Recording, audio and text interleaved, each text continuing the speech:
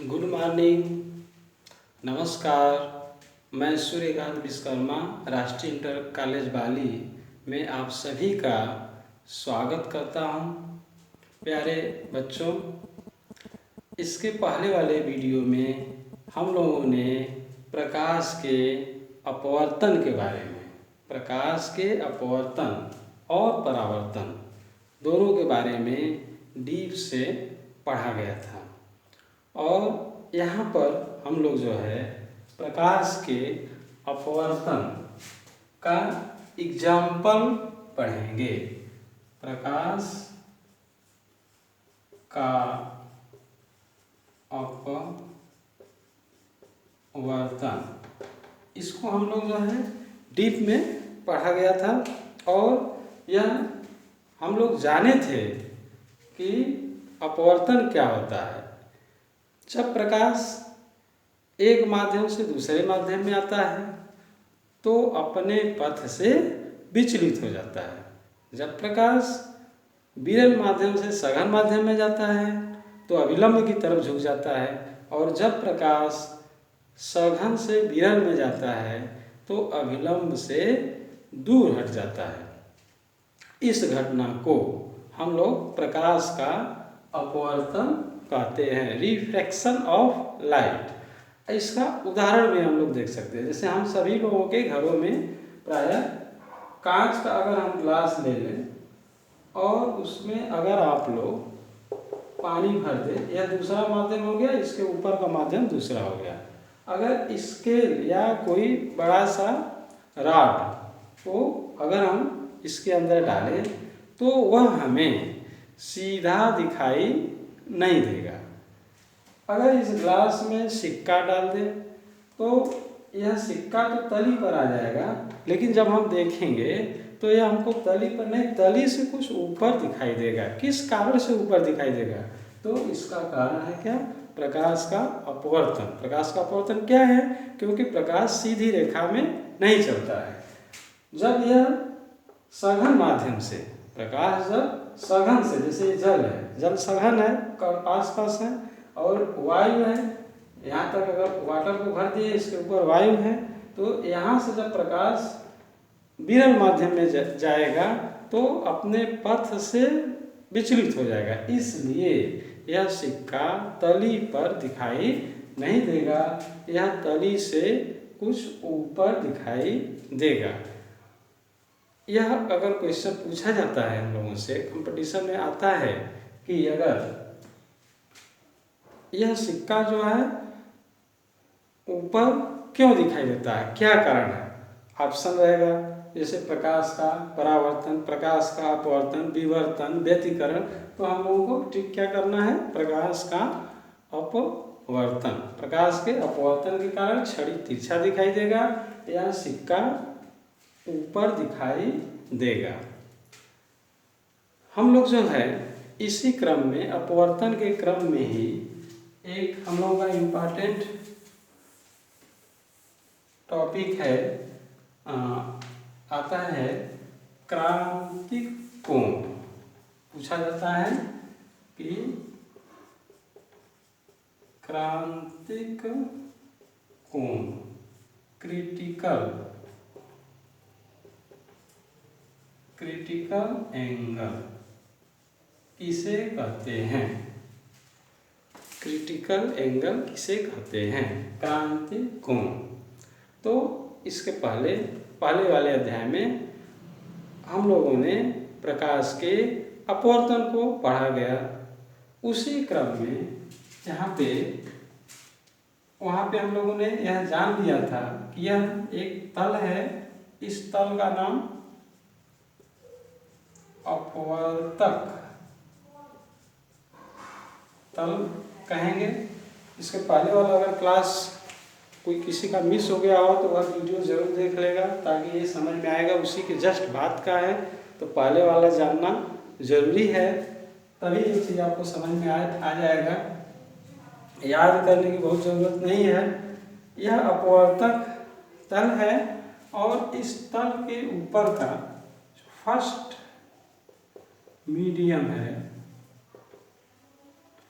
सघन है।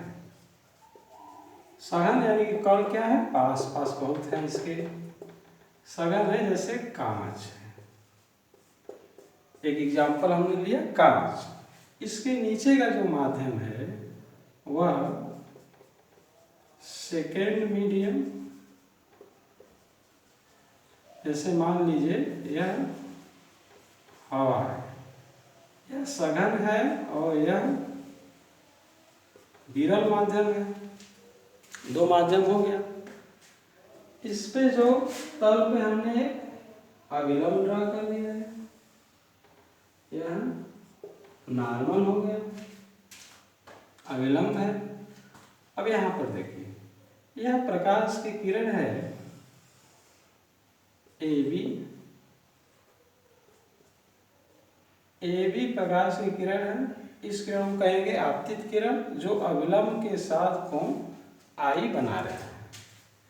और जब यह दूसरे माध्यम में प्रवेश करेगा यानी कि विरल माध्यम में आएगा, तो इसे सीधे जाना चाहिए, सीधे नहीं जाएगा, सीधे न जा करके यह क्या होगा, अविलंब से दूर हट जाएगा। कहाँ चला जाएगा, अविलंब से दूर हट जाएगा। हम लोग जो है इसी को तो पढ़ा गया था, इसके पहले जो है प्रकाश का अपवर्तन क्या होता है। यहाँ से यह प्रकाश की आपतित किरण है और यह जो है प्रकाश की अपवर्तित किरण है। चूँकि प्रकाश सघन से विरल में आ रहा है, इसलिए अविलंब से दूर हट जा रहा है। हम लोगों को आज यहाँ पे क्या जानना चाह रहे हैं, क्रांतिक कोण। तो क्रांतिक कोण के बारे में ही हम जानेंगे। इस जो ए बी आपतित प्रकाश की किरण है और ये मान लेते हैं बी सी निर्गत प्रकाश है, अपवर्तित प्रकाश की किरण है, इस कोण का मान हम और ज़्यादा बढ़ा दें।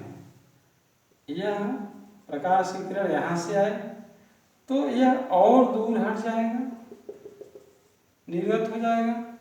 इसका मान और अगर बढ़ा दें और इतना बढ़ा दें, आपतित प्रकाश के आपतन कोण यानी कि यह आई का मान इतना कर दें कि प्रकाश इस दूसरे माध्यम में न जाकर के इसके तल पर ही क्या हो जाए, अपवर्तित हो जाए।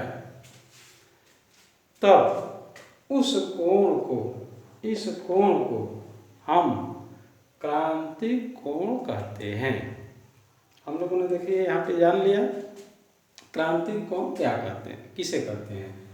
तो वह कोण जिसके लिए अपवर्तक कोण का मान 90 अंश हो, उस कोण को क्रांतिक कोण कहेंगे। इस क्रांतिक कोण को किससे प्रदर्शित करते हैं, आई सी से। आई सी क्या है, क्रिटिकल एंगल, क्रांतिक कोण। आई क्या है, क्रांतिक कोण। फिर से इसका डिफिनीशन आप लोग ध्यान से देखिए।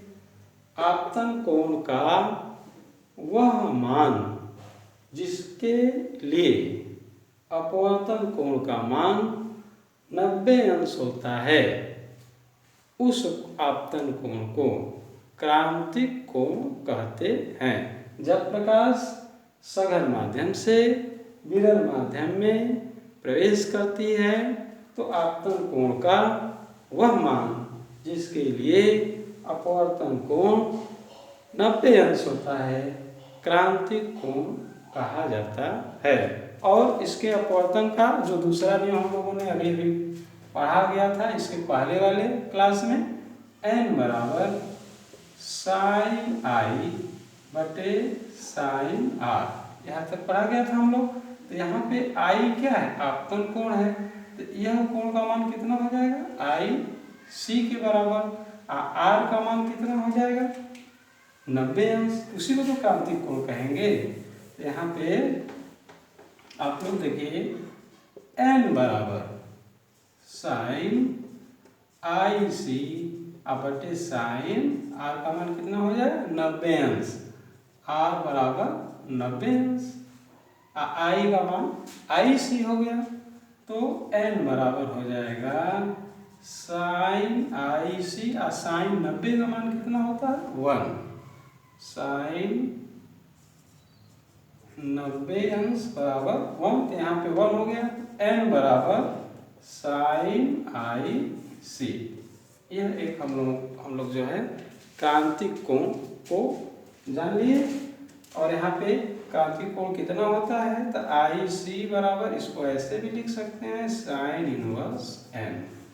यह क्रांतिक कोण है।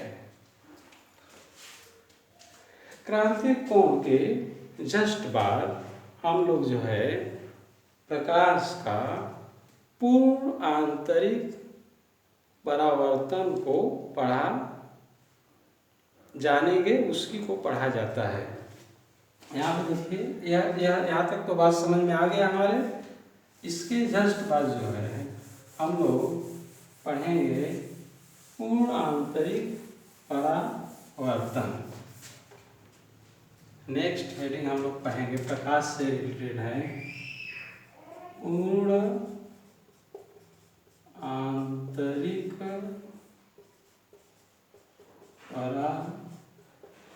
परावर्तन। पूर्ण आंतरिक परावर्तन का परिभाषा भी ठीक उसी प्रकार से है कि जब प्रकाश, देखिए यह जो है अपवर्तक तल है और इसके ऊपर का फर्स्ट माध्यम है, फर्स्ट मीडियम, और यह सघन माध्यम है जैसे कांच, और इसके नीचे सेकंड है मीडियम, यह विरल है जैसे हवा। अब देखिए यहाँ पे एक नॉर्मल लाइन हमने ड्रा कर दिया, यह नॉर्मल है, इसे अविलंब कहेंगे। पूर्ण आंतरिक परावर्तन हम लोग पढ़ रहे हैं। यहाँ पे हम लोग जैसा कि जानते हैं पहले से ही कि जब प्रकाश सघन से विरल में आता है तो अविलंब से दूर हट जाता है, और जब आपतन कोण का मान क्रांतिक कोण से अधिक होता है, जैसे यह मान IC से अधिक हो, तो प्रकाश की किरण इस माध्यम में न जाकर के उसी माध्यम में परावर्तित हो जाती है। प्रकाश के इस घटना को क्या कहेंगे, पूर्ण आंतरिक परावर्तन। कोई पूछा, क्वेश्चन आ गया, पूर्ण आंतरिक परावर्तन क्या होता है, तो इसका आंसर हम लोग बताएंगे। जब प्रकाश सघन माध्यम से विरल माध्यम में प्रवेश करता है तो अविलंब से दूर हो जाता है। आपतन कोण का वह मान जिसके लिए आपतन कोण का जब मान क्रांतिक कोण से अधिक हो जाए तो प्रकाश दूसरे माध्यम में न जाकर के उसी माध्यम में परावर्तित हो जाए, तो इसे प्रकाश के इस घटना को हम कहेंगे पूर्ण आंतरिक परावर्तन।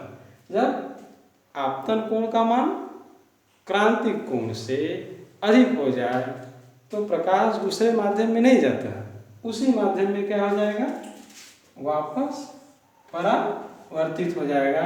प्रकाश के इस घटना को कहेंगे पूर्ण आंतरिक परावर्तन। इसका जो है एग्जाम्पल हम लोगों को बार बार पूछा जाता है, एक क्वेश्चन पूछा जाता है आप लोगों से कि हीरा या मणि क्यों चमकता है, तो उसका क्या कारण बताएंगे, पूर्ण आंतरिक परावर्तन। कैसे पूर्ण आंतरिक परावर्तन होता है, यहाँ पे हम लोग जो है उसको देख सकते हैं। देखिए यहाँ पे जैसे मान लीजिए यहाँ पे एक हीरा है, तो हीरे या मार्केट में या बाजार में आप लोगों को जो है ढेर सारे इस तरह का मिलता है जो चमकदार होता है। तो उस क्यों चमकता है, उसका कारण क्या है हीरा जो कांच का होता है उसमें कई परत इस तरह से होती है, कटी हुई होती है इस तरह से, और यह हीरे का स्ट्रक्चर इस तरह से है। सपोज करिए यह चमकदार क्यों होता है, हीरा क्यों चमकता है, तो इसका कारण हम लोग बताएंगे। प्रकाश की किरण जब इस पे पड़ेगी, प्रकाश की किरण कहीं भी टॉर्च जला दिए, प्रकाश की किरण इस पे आ रही है, इस आ करके इस तल पे सरफेस पे पड़ी, मान लीजिए कि ये सरफेस ए बी है, इस पर पड़ा, इससे यह जो है ऊपर का माध्यम क्या है, विरल, विरल माध्यम है, और यहाँ पे सघन माध्यम में प्रवेश कर गई, अपने